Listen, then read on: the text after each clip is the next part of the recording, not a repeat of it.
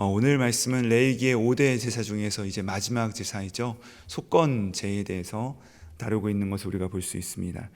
그런데 이 속건제를 읽어가다 보시면은 그 앞에 나오는 속죄제와 이게 도대체 무슨 차이가 있는가 우리가 그 알기가 참 쉽지 않은데 가장 기본이 되는 개념이 무엇이냐면은 우선 속죄제와 속건제 모두 다 이 죄를 용서받기 위한 제사입니다. 하나님께 죄를 사하기 위한 제사가 바로 이 속죄제와 속건제인 것이죠. 하지만 이 속건제에 두드러지는 특징이 무엇이냐면은 속건제는 상대방에게 입힌 손해, 그 문제를 다룸에 있어서 이 속죄제와의 차이를 보여주고 있습니다. 무슨 말이냐면은 속건제는 상대방에게 우리가 손해를 입히면 그 손해 때문에 우리가 배상을 하도록 하나님께서 명령을 하셨습니다. 그래서 이 속건제를 다른 말로 무슨 제라고 하면은 배상제라고 합니다. 배상을 해야 되기 때문입니다. 먼저 이 하나님에 대하여 범죄한 경우를 다루고 있는 것이 오늘 말씀 상반절에 있는 14절부터 16절의 말씀인데요. 그 중에 15절 말씀 보시면요, 여호와의 성물에 대하여 부지 중에, 즉 고의로가 아니라 무의식 중에 저지른 죄에 대해서 하나님께서 책임을 물으시는 것을 우리가 볼 수가 있습니다. 이 성소 안에 있는 물건에 대한 책임일 수도 있고 또 하나님께 마땅히 돌려야 될 그 재물에 대한 책임일 수가 있는데, 어쨌든 간에 하나님께 드려야 될 것에 대해서 손해를 입힐 경우 그것에 배상을 해야 된다라고 말씀을 하시는데, 얼마를 해야 되냐고 말씀하시냐면 16절에 보시니까 5분의 1, 즉 그 손해를 입힌 것의 20%를 더해서 그에 보상하고, 거기서 끝나는 것이 아니라 순양을 가져다가 그걸로 제물을 드려서 하나님께 용서함을 받으라라고 말씀을 하시는 것을 우리가 볼 수가 있습니다. 그러니까 하나님께 대해서 우리가 죄를 범하면 하나님 잘못했어요, 용서해 주세요가 거기서 끝나는 것이 아니라 그에 합당한 배상을 해야 된다라고 말씀을 하시는 것이죠. 그리고 이런 규례가 성물, 즉 하나님의 것에 대한 그 어떠한 물리적인 것에 대한 부분을 넘어서 더욱 확장되게 되는데, 그것이 바로 17절부터 19절에 나오는 여호와의 계명에 대한 부분입니다. 만일 우리가 여호와의 계명을 지키는 데 있어서 그것을 실패하면은, 그것을 범하게 되면은 속건제를 드리라라고 말씀하십니다. 즉 성문을 뛰어넘어서 여호와의 말씀, 이 계명에 대해서도 이 속건제를 드려야 되는데, 그 취지가 무엇이냐면 어떤 가치를 훼손했을 때 이것을 갚으라는 것입니다. 즉 여러분, 죄란 무엇입니까? 마땅히 가치 있게 여겨야 될 그 대상이 훼손을 당하는 것입니다. 그 마땅히 가치 있는 그것에 대해서 우리가 훼손을 입히는 것입니다. 그러므로 이 속건제는 소중한 것의 그 가치를 저버리는 자들에게 있어서 이 배상을 하고 죄의 용서를 받아야 될 것에 대해서 말씀을 하고 계신 것이죠. 제가 한국에서 그렇게 운전을 좀 급하게 하는 경향이 좀 있었습니다. 여러분, 제가 좀 이렇게 온유해 보이고 온순해 보여서 그렇지 않아 보이시지만 제가 굉장히 운전을 좀 이렇게 한국적 스피릿으로 빠르게 하는 경향이 있었는데, 또 이제 텍사스로 유학을 가보니까 거기는 또 스피드 리밋이 굉장히 높았습니다. 그래가지고 한국과 비슷한가 보다 좀 자유롭게 운전을 했는데, 제가 뉴욕에 와서 그것이 딱 고쳐졌습니다. 왜 그럴까요? 곳곳마다 이 카메라가 있고 경찰분들이 얼마나 많은지 모릅니다. 그래서 제가 한두 번 이렇게 딱 그 티켓을 끊고 나니까 저절로 고쳐졌습니다. 조심해야 되지, 천천히 해야 되지.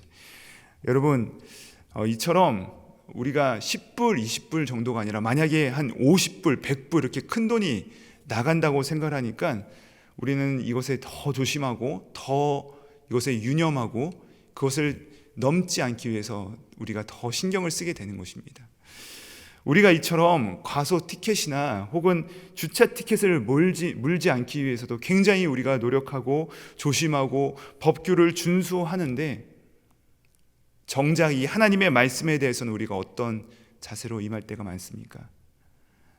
너무나도 가치 없이 여기고 무시하고, 나의 생각 충돌할 때는 당연히 내 생각을 취하는 모습, 이 혹시나 우리 마음 가운데 있지 않습니까? 그런데 여러분, 우리가 하나님의 말씀을 그렇게 대해서는 안 된다라고 오늘 말씀하시는 것입니다.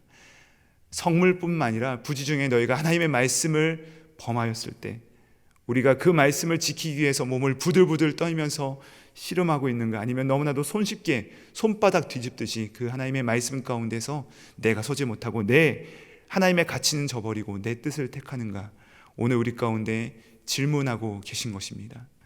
사랑하는 성도님들, 하나님은 우리가 마음대로 그 계명을 지켰다가 또는 내 마음대로 했다가 내키지 않으면 내 뜻대로 했다가 그렇게 가볍게 여길 수 있는 분이 아니며, 만약에 우리가 그 계명에 있어서 우리가 순종하지 않는다면 그에 합당한 배상으로 하나님께 나아가야 될 만한 그 가치를 드러내시는 분이시라는 것을 우리 가운데 말씀하고 계신 것이죠.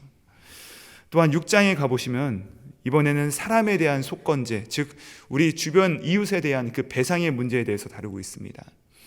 하나님께서는요, 당신에 대한 부분뿐 아니라 우리에게, 우리 주변에 있는 이웃에게 손해를 끼치거든 그것을 합당하게 배상해 주고, 또한 하나님께서 제사를 드려야 된다라고 말씀을 하시는 것이죠. 게다가 여러분, 이 속건제와 속죄제의 차이가 뭔지 아십니까? 속건제의 경우는요, 이 속죄제의 경우는 드리는 사람의 그 지위와 또 그의 그 재산의 어느 정도에 따라서 그 제물물들이 달라집니다. 그 사람이 부유하거나 혹은 지위가 높은 사람일수록 아주 그 수소를 드립니다. 그 다음 사람은 암소를 드리고요. 이렇게 쭉쭉쭉 내려오는데, 그러다가 또 가난한 사람들은 집 비둘기 혹은 그것조차도 못 드리는 사람들은 이 그레인 어프링, 그러니까 곡물을 드렸습니다. 그렇게 그 사람들에 대해서 다 나눠져 있는데, 그런데 여러분, 속건제는 그렇지 않습니다. 속건제의 경우는 그 사람이 죄를 병할 경우는 모두 다 동일하게 부한 사람이건 가난한 사람이건 상관없이 모두가 다 순양을 가져와서 하나님께 속건제를 드려야 된다라고 말씀을 하셨습니다. 그러니까 이게 결코 쉬운 제사가 아니었습니다. 모두가 다 조심해야 될 만한 굉장히 손해가 큰 제사였다는 것이죠. 이런 면에서 그렇기 때문에 사람들은 하나님에 대하여서뿐 아니라 이웃에 대하여서도 굉장히 조심을 하고 이것을 부지 중이라도 범하지 않도록 늘 경계해야만 했다는 것이죠.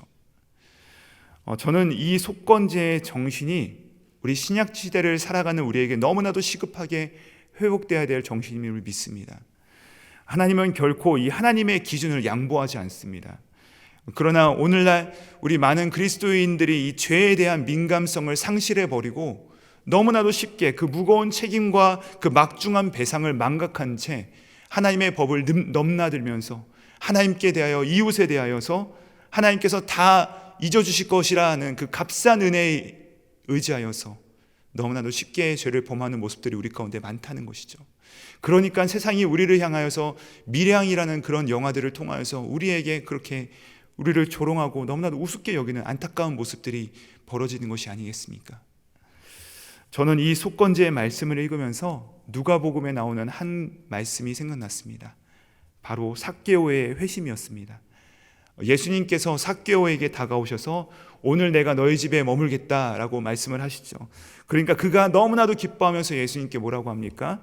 누가복음 19장 8절의 말씀인데 제가 읽어드리겠습니다. 삭개오가 서서 주께 여짜오되 주여 보시옵소서, 내 소유의 절반을 가난한 자들에게 주겠사오며 만일 누구의 것을 속여 빼앗은 일이 있으면 내 갑절이나 갚겠나이다. 내가 우선 내 재물의 반을 뚝 떼어서 가난한 자들에게 돌려주는 것은 물론이며, 거기다 뭐라고 하고 있습니까? 내가 만약 누군가에게 손해를 입혔으면 4배, 400배를 갚겠습니다. 여러분, 이것은 속건제에서 요구하는 5분의 1 정도가 아니라 4배를 더 갚겠다는 그 믿음의 결단이 드러나는 행위라는 것입니다. 속건제의 회복이라는 것입니다. 그러니까 세상적 기준이나 도덕적 기준을 뛰어넘는 우리의 결단은 어디에서 나오는가 하면 바로 하나님을 진정으로 만났을 때, 예수 그리스도를 진정으로 경험하고 그분이 우리의 주인이 되었을 때, 그분을 우리의 주인으로, 참 주인으로 모셨을 때 이런 놀라운 기준의 회복이 경험되는 것입니다. 그전 같으면 죄라고 생각하지도 않았던 것들이 너무나도 큰 죄임을 우리가 다시 한번 인식하게 되는 것이죠. 이전에는 형제 자매에 대해서 험담을 하는 것이 그냥 내가 하는 것으로 예사로 여겼다면, 이제는 성령님께서 우리 안에 계시고 역사하심으로 말미암아 내가 저 사람에 대해서 험담을 하는 것이 얼마나 저 사람의 가치를 훼손하는 것임을 깨닫게 되는 것이죠.